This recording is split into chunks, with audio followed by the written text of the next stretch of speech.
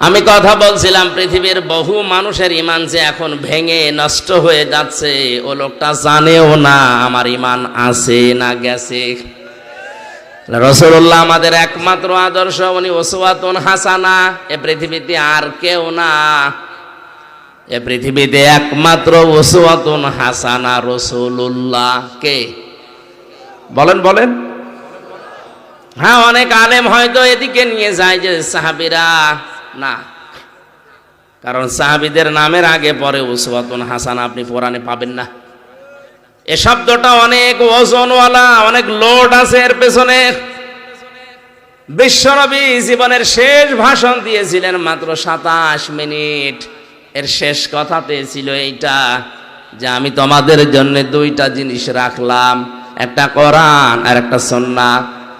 এই দুইটা যদি আঁকড়িয়ে ধরতে পারো, লাং তাদিল্লু, কখনো পথভ্রষ্ট হবে না।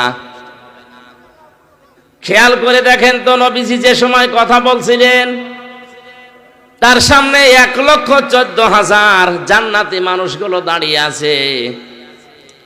ডান দিকে আবু বকর বসে আছে, বাম দিকে ওমর বসা আছে। বিশ্ব নবী কিন্তু বলেন না যে এই যে দুইজনকে রাখলাম, আবু বকর ওমর জান্নাতি মানুষ, এদেরকে মেনে নিলে জান্নাত পেয়ে যাবে, এ কথা বলেছিলেন না। কেন জান্নাতের গ্যারান্টি সার্টিফিকেট নিয়ে বসে আছে বামে ডানে, তাদের কথা বললেন না? কারণ পৃথিবীতে নবী ছাড়া কারো ঈমান নিরাপদ না। সকালে ঈমানদার আছে, বিকালে বেঈমান হয়ে যেতে পারে, এ কথা বলেন না কেন? এজন্য একটা লিস্ট বানিয়েছিলেন হযরত ওমর যখন খলিফা। মাঝে মাঝেই হুযায়ফাকে ডাক দিয়ে বলতেন, ভাই নবীজি ইন্তেকালের আগে একটা লিস্ট দিয়েছে মুনাফিকদের, যে মদিনাতে এই এই লোকটা মুনাফিক, ওই লিস্টের ভেতরে দেখো তো আমি ওমরের নামটা আছে কিনা। হযরত হুযায়ফা ইবনুল ইয়ামিন রাদিয়াল্লাহু তাআলা আনহু চোখের পানি ফেলে দিয়ে বলেন, ভাই ওমর খলিফাতুল মুসলিমিন। কি বলেন আপনি? আপনার নাম মুনাফিকদের লিস্টে থাকবে মানে? হযরত ওমর ওই দিন বলেছিলেন, হুযায়ফা আমি নবীর মুখে শুনেছি এ দুনিয়াতে নবী ছাড়া কারো ঈমানই নিরাপদ না। কখন কে বেঈমান হয়ে যায় বলা যায় না।